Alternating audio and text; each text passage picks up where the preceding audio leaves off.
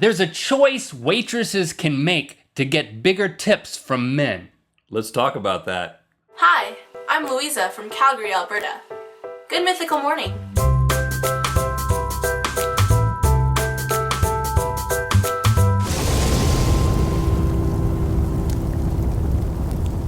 Good mythical morning. Today's episode is brought to you by Smule, makers of the Magic Piano app.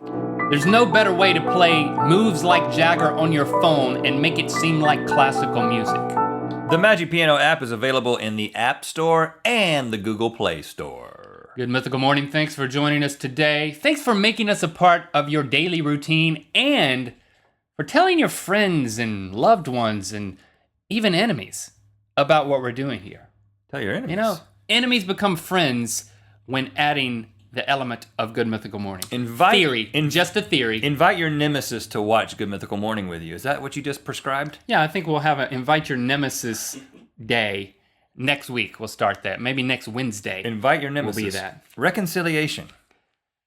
I like to dine out. Me too. It's one of my favorite things to do. Dine out. I recently... What do you want to do? Well, I really want to dine out. I usually say dine out. I say it that way too. Let's dine out. I say... I recently started trying to do a budget. I've never really been doing a budget. Oh, gosh. I've been married for a long time and we've Sore subject. never done a budget. Yeah. But what is that? But when we start sort of looking at our budget, we realize that my wife and I both enjoy the trip to the restaurant. You know, we like, she's an amazing cook. She makes amazing meals. We eat most meals at home, but we really like the dining out experience. But it comes with a price. Not only do you have to pay for the food. Well, yeah, it's called the price. I mean, it's usually on the menu. But you're not just paying for the food. You're paying for the preparation of the food. You're paying the rent of the building. You're paying the decor. You're paying for all that. That's how the restaurant makes its money, Link. You understand this. You know economics, right? You took a class. I think it would be cool if they charged admission to the restaurant separate from the meal, and then it would kind of divide it up, and you would feel like you were getting a deal. That's called a buffet, son. You get No. it. It's all you can eat. First of all, don't call me son. And second of all, that's not what it is. You pay $8 and then you eat. It's admission to eat all you want. It's a cover. Buffet. That's not what I'm suggesting. A cover charge, and then you sit down at your table, and the menu still has prices for the food, but it's much cheaper. That's called a club, son. And then don't call me son. And then the tip is already included. Well, that's what because that's the whole other thing. Well, that's what I was getting at. Is in addition to paying for all the things like the buffet and the admission price to the restaurant, the door price. You can call me son if I can have your inheritance. Okay, is that a deal? Sure. Okay. And but you have to pay a tip. Now I know that it's a pretty universal thing, but I know that it varies from country to country. I know that typically here in the United States, that around 15 to 20% is sort of the expected tip. And if you go to a restaurant and they take the full tip automatically, it's like 18% automatic, because most people will do a little bit less than that. But 15, 20%, that's kind of what is expected. Yeah. Now, a study has been done. Another study. We love studies.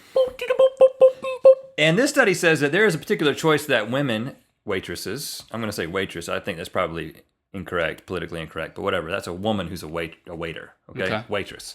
Can get better tips by making one choice, and that is by wearing red.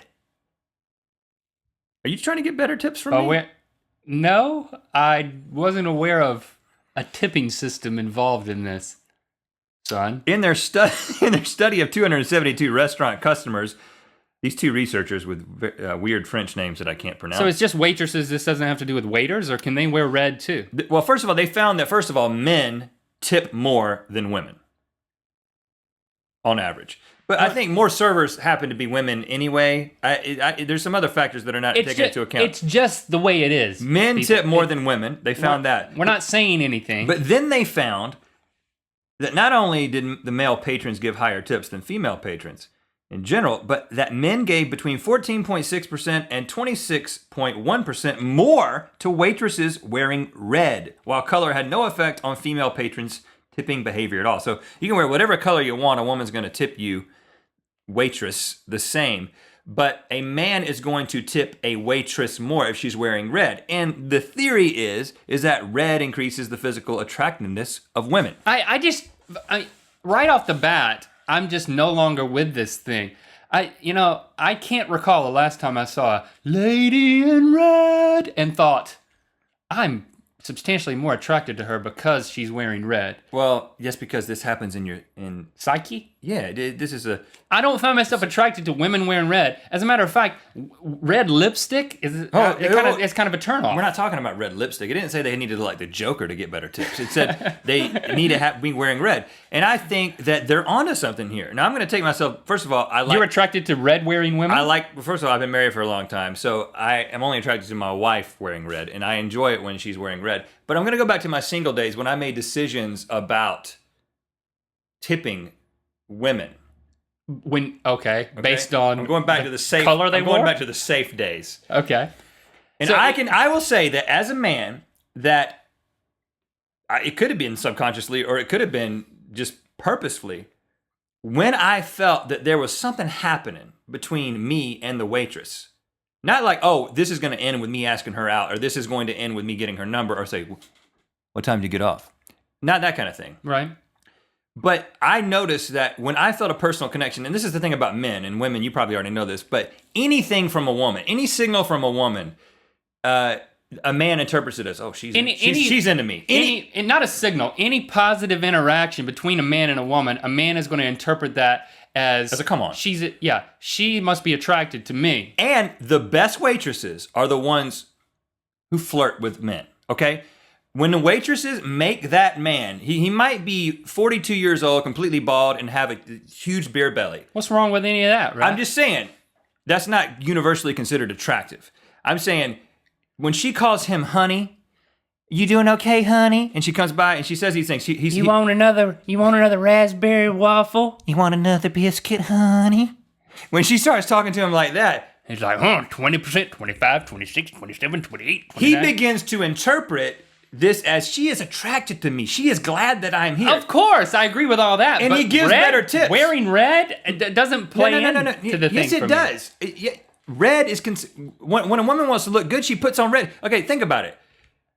Is this not seriously? Like if a model wants to look sensual, is she going to put on pink or red? Red. It's just it goes back to our ancestors and the way that we interpreted things. I don't know what it is exactly. I'm not going into the science that deep, but I'm saying it's been proven. I love that you're personally offended by me not being attracted to women wearing red. You don't think red is a more attractive color? No. Are you sure you're a man? Yes, very sure. 100% positive, son. So listen. I think that this is... So how do you tip now? Let's just move on. How do you tip now? Okay, so first of all, I am validating the fact that if there's this connection, and if the apparel makes the connection stronger, men are going to tip more. Now, I will say that now, I go back to my early days, I've always given 20%. Almost always, completely... No matter what color they were wearing? Irrespective of color, and I hate to admit this, but irrespective of the level of service. I don't have a tip meter. It isn't like, oh, you're bad, I'm going to go down. Oh, you're being really good, I'm going to go up. I just eat my meal, and if I'm not completely offended or something horrible happens, I just say, I look down at the bill, and if it's $50, I say, okay, 10% of 50 is 5 times 2 is 10. $10 tip. You know, I do the math, I round it to the nearest thing, and I don't get the calculator out and stuff. You know, I just say, okay, it's $65, okay, $12 tip. You know, I just kind of do the math like that, just sort of approximate a 20% tip. And so... But you're losing, you know, the power is in the purchaser at that point to help educate this waiter or waitress. I'm just giving you my philosophy. You're relinquishing your power of the tip there. I mean, it's, you know, it's like having a sword that you just slap on the table. But how often is the level... You gotta wield the sword and say, ha, look at you. You were not in my way, but I always had water when I wanted it, and it had lemon. But see, that's a waiter thing, though. Yes. But if there's a hair in the food, or if the food wasn't cooked properly, you can't blame the waiter for that, or the waitress for that. You're not even. But I'm just encouraging you to engage in the power that is at your disposal for the service. I would say the one thing that potentially makes my tip go up, if it's going to get into the 22, 23, 24, 25% range, is if I've had a personal connection. Like we talked about where we're from and there's some connection and all of a sudden I feel like this is a friend and now I'm responsible for their well-being. Like a personal connection. That's interesting because for me, my tip is at 20% and then it can very easily go down, but it takes a lot for it to go up. The only way it goes up is something extraordinary happens, but it's not making a connection with the waiter or waitress like, oh, now I know where you're from, or boy, he was really nice, or she was really nice. Instead, it's, I had everything I wanted a moment before I asked for it, and I never noticed that they were there. I like never noticing that they were there. It just kind of slipped. Oh, look at my water's full. I didn't even know it. I don't order. You like beverages? I just drink water. Ninja waiters, like ninja waiters. Ninja. The ninja-ness of the waitress or waiter is the only thing that's going to take me above a 20%. And what makes it go down? And how often does it go down? It goes down if I ask for something and then I'm waiting for it and waiting for it. This is every time you go out to eat. The tip meter is on. No, I mean it has to really go down, but it'll be 20 and then I could probably go to a 15, but I'm actually not going to go down until it's like to a 10. If they do something that disappoint me enough, like, gosh, I'm parched. Where's my water? I asked for a lemon, and there's no lemon. This water tastes like crap without a lemon. How many times do I have to ask for a lemon? If I ask twice, I could give them 15. I'm probably still going to give them 20. But then if I ask 3 times for the lemon or for the water, or I'm parched, or it's a desert type situation at my table, then I'm going to the 10. Okay. How do you tip? What do you base your tip on? What's the percentage that you use? And men out there, if a waitress is wearing red, do you think you tip more? First of all, you probably do because it's not something you would acknowledge, but I think it happens. It doesn't happen to Link. But he's really into buffets.